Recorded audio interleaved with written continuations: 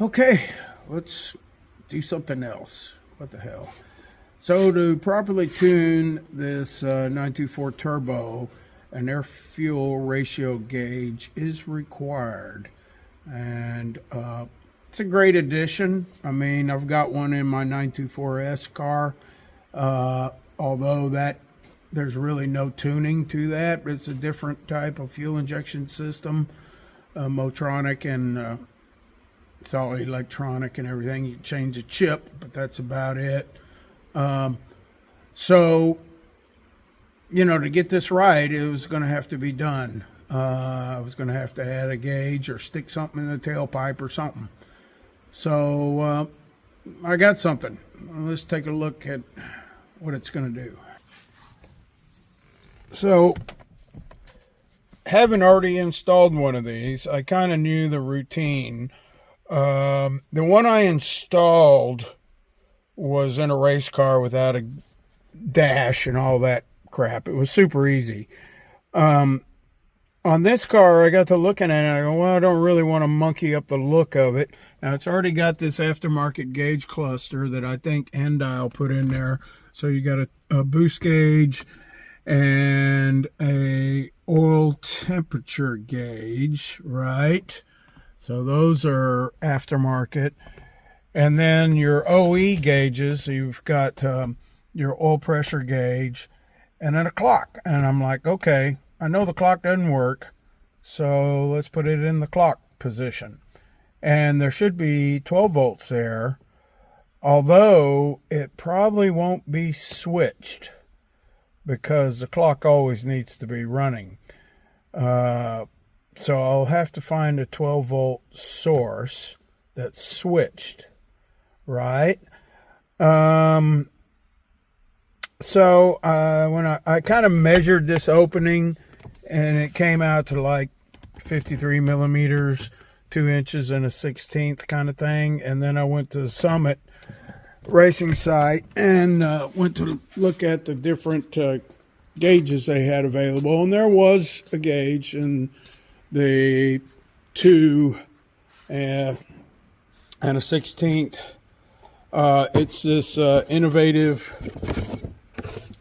Motorsports, and this is the same brand I put on the 924S race car, and it works well. I like it.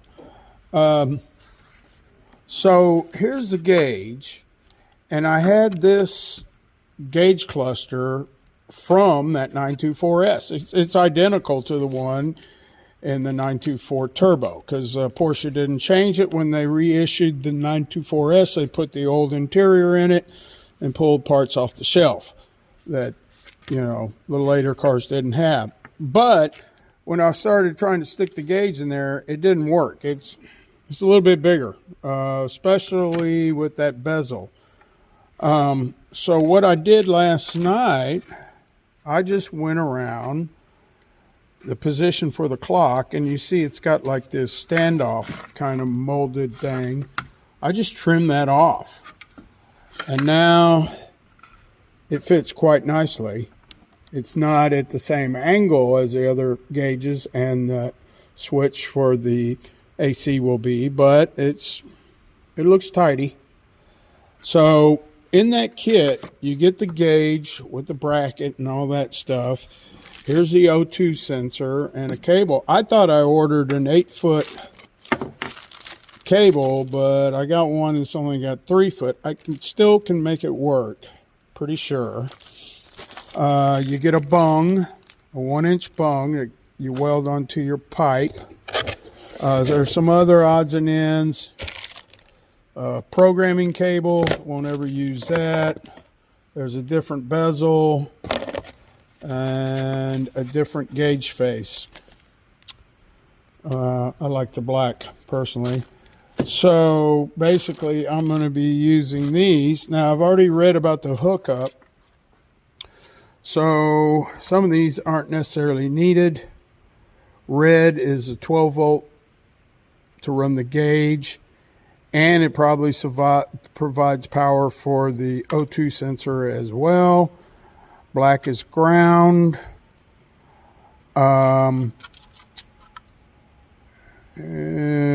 it's either yellow or white is for illumination, which I probably won't worry about. I'll double check that. So there you go. It's pretty simple. And it's got some extra plugs on it. That's for like to interconnect with other gauges of the same series and go eventually into some kind of data logger or whatever. So the O2 sensor basically plugs into this big plug and then turns into this 8 pin plug there. So basically I've got the length of the O2, which is probably maybe 3 foot, and then the extension cable, which is another 3 foot, 6 foot to get down to the tailpipe. I think I'll make it. So the plan is to run that O2 sensor cable down through the shifter opening beside the torque tube and down to the tailpipe or exhaust pipe. So I'm going to pull out probably have to take the shift knob out. I'll take the boot. There's an outer decorative boot. There's an inner boot. Take all that out. I don't think I'm going to have to take the console out. Maybe. Hopefully just be able to pull this gauge cluster. I know there's 2 screws at the top. There's a couple more screws down on this edge. And I got to look at that to see. I think what has to happen is you have to take this faceplate off the heater control to access those screws. So let me start digging in here and we'll see what we got. So to get these boots off, you pull up the carpet piece, if you still have it. And then this leather boot is just kind of nestled in this groove around here. The next step will be to pull that clip off the shifter. Then the shifter will pull off the metal stick. And then this inner boot, if you still have yours, will come off. It just wraps around another lip. And that'll open up the hole basically down into the tunnel. Now, in a 924 turbo in better shape, there's supposed to be a lot more of this foam in there. I've been digging down in here so many times, a lot of it has disappeared. But yeah, you can see the torque tube right down there on that plate. So that's where I need to get to, and I'll just follow that a ways to the exhaust pipe. So next is to get this gauge cluster out. Oh, it's all coming back to me now. So that Sony stereo radio receiver, detached front plate detaches. There's 2 Phillips heads on the bottom of this bezel that goes on the heater control. So I'm going to pull these little knobs off.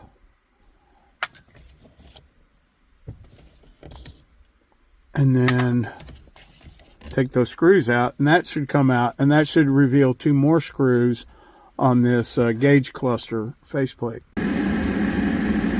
So there weren't screws from the bottom. It looks like just a couple little tabs on the side. I'm not sure what those latch into or whatever. I just had to sit there and wiggle it. I got the heater running, guys, because I'm trying to avoid breaking plastic here. It's a little bit cold out in the shop. Anyway, this is what you got when you pull that thing out.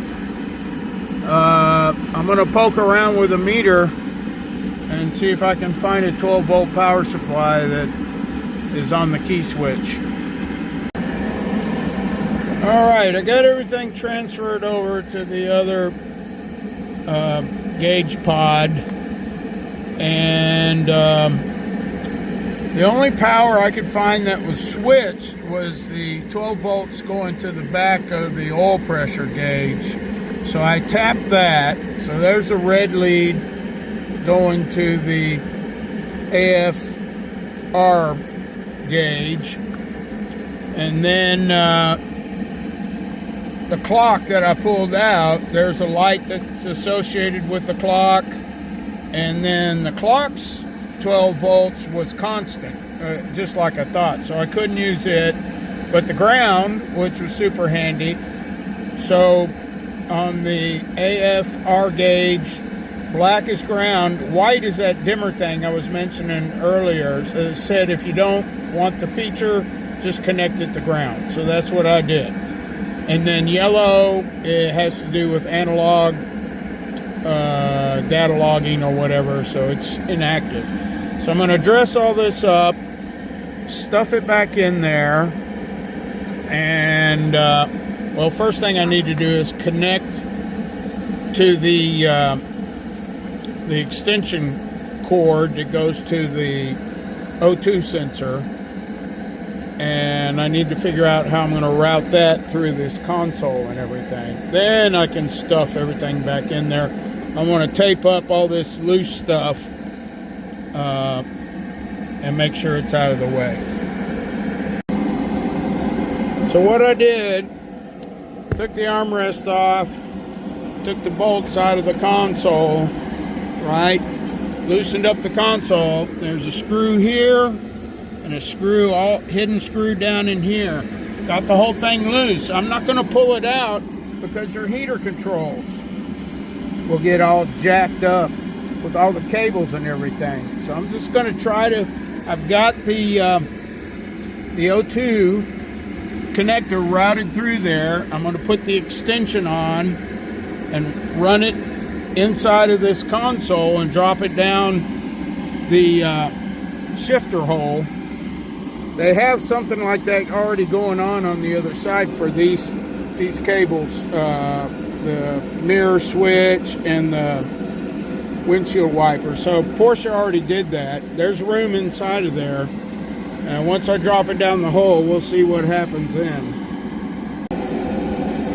So the big connector would not fit in between the torque tube and the side of the tunnel, so I had to run the littler connector up, and I've cut a small hole in the inner boot because it's going to run right over the edge here. Now I'll sneak it behind the console area and join it together. All right, we got all this back together, and let's double check. It's going to read an error because I don't have the O2 sensor hooked up. Oil pressure gauge is working. Fans blowing. AC compressors kicking in. Frankly, don't give a damn about the radio, but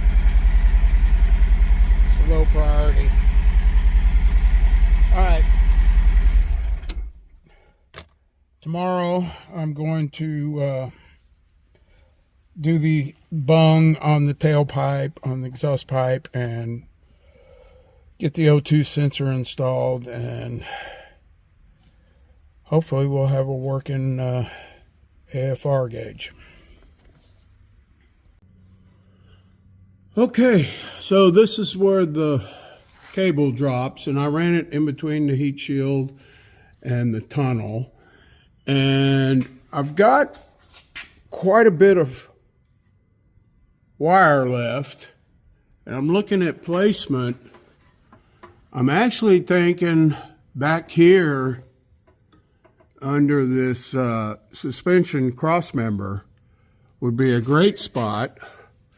I can run it out sideways. Now, one of the things they don't want you doing is mounting it like this because the moisture from the exhaust will affect it. So they prefer it in the 9 o'clock or 3 o'clock position. So that'll work out quite nicely. Also, should be able to get my welder in here. May not even have to drop the pipe, or at the very least, I can disconnect it at this joint and that hanger and let it rotate down to get my welder in there on the bung. So there's a bung. So if I locate it right in there, right underneath that cross member, I don't see any reason why that won't work just fine. Okay, I'm going to mark that and get out a hole saw and make it happen. Alrighty, 1/8 pilot hole. Now the bung is 17 millimeters on the inner dimension, so that's what I'm going to drill the hole out to. So yeah, I've drilled out, I double checked with the O2 sensor, make sure it would fit through the opening there. I got a little worried because I went to put my magnet on there to hold the bung and the magnet wouldn't stick, and I'm going, well, what is this, some kind of alloy? But after I wire brushed it and did a little test spot there, it's taken weld, so it's got to just be stainless or something. So we will get that bung to stick. So I just used a long bolt to kind of hold it in position and make sure I was aligned with the hole while I put a couple of tack welds on it. And yeah, looks like it's lined up pretty good. So I'll probably double check it with the sensor itself, thread it in there after I get a couple more. But, you know, not too much before I double check alignment, because I don't want to have to cut it off. Yeah, so I did have to take the hanger off and take those 4 bolts out of the pipe, exhaust pipe to the tailpipe, just to get a little more room to get the welder up in there and do a good bead. Yeah, I just took the pipe off. It's just a few more bolts, what the heck. So it helped me get in there with a flapper wheel and really grind them welds off, and it also helped me spot any leaks later. There'll be, you know, some discoloration or whatever. Right, well, got the sensor installed. The pipe's all joined back together, bolted together, hung properly, nice and tight. What I did on the cable is just ran it with these brake lines and tie wrapped it. It actually nestles quite nicely. It puts the connector in a fairly recessed area. I'm happy about that. And then routes it up, you know, behind the heat shield, keeps it away from that hot exhaust pipe. So that should work quite nicely. Next thing will be to calibrate it without starting the engine, because it needs to calibrate with neutral air. Okay, let's calibrate that thing. Turn the power on.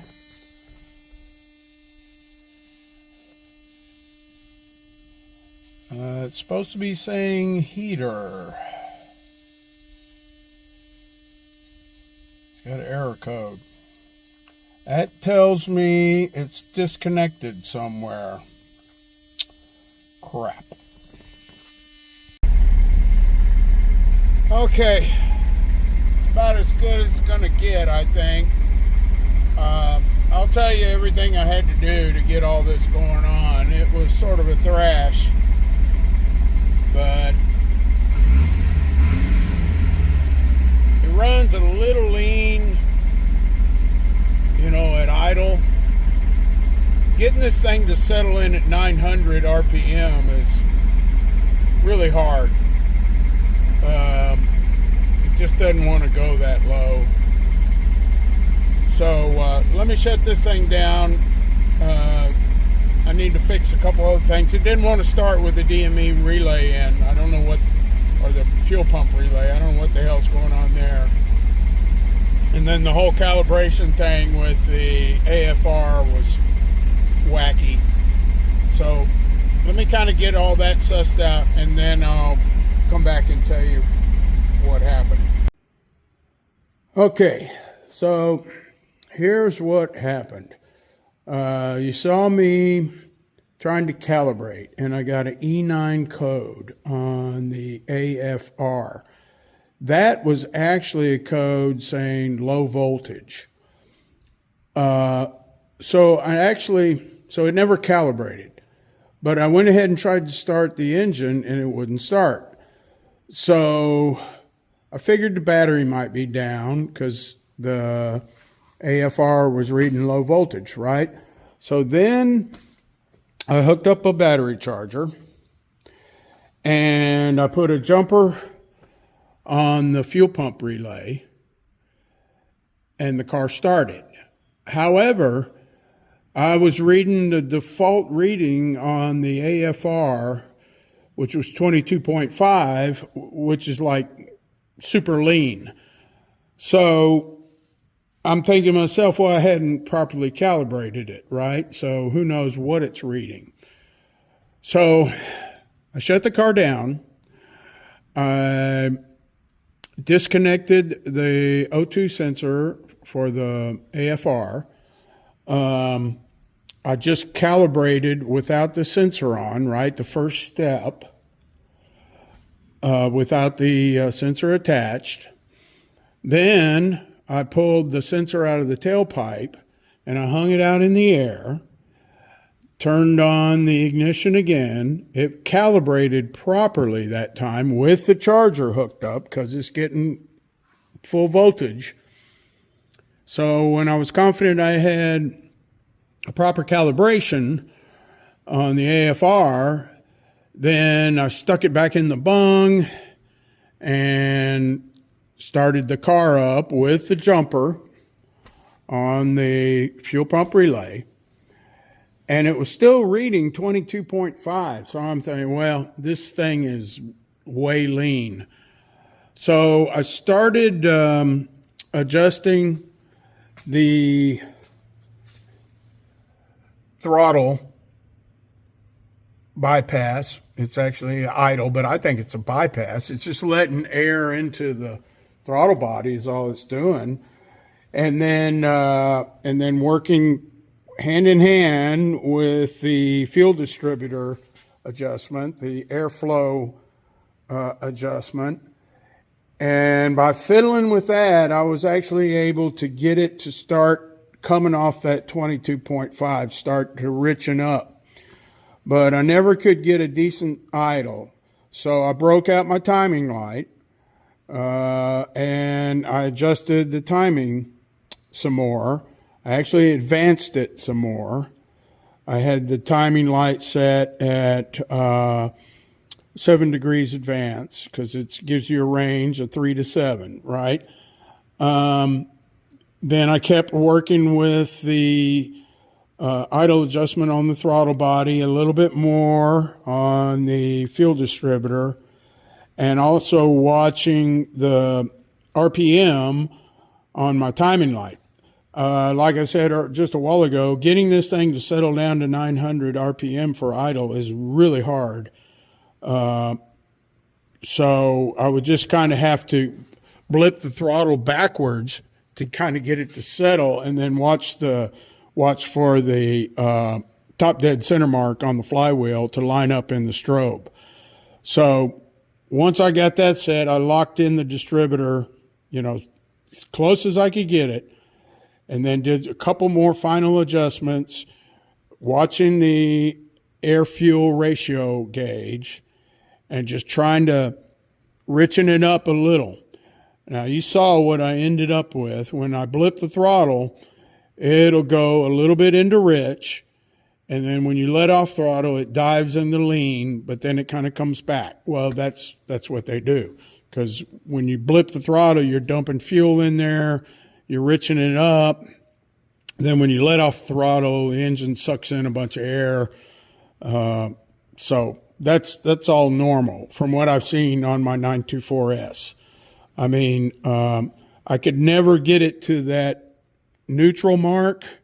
It was always just a tad bit lean, but that's the best I could do at idle. So, and I think adjusting the timing helped it out quite a bit. It was not quite advanced enough, I think.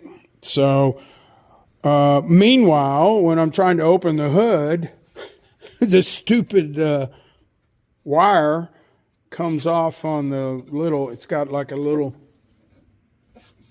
lock there that holds that wire. So I almost got stuck without a hood release. Thank God it was sprung open. I don't know what I would have done if it would have come off closed. I don't know how the hell you'd get to it. There's no way. You'd have to take the fan shroud out from underneath, and oh God, it'd be horrible. So I'm going to fix that for good right now. I'm going to make sure that cable doesn't pop out of that little lock again. What's really weird is I don't know that I put these in, or these factories, they're rivets. I mean, come on, shouldn't these just be like small bolts? But I'm going to drill them out, pull that mechanism out, get that wire in there proper like, and lock it in, and hopefully it'll never come out again. Whew, what a thrash. All right, guys. So that's it. Hopefully you won't encounter all the problems I did at the very end. But, hey, that's typical here at this garage. So, you know, just when we think we're making good progress and about ready to wrap things up, it turns into a thrash. So leave your comments. I think it's a needed improvement on the car because I was able to get it adjusted properly, or near properly. Let's put it that way, and thanks for watching.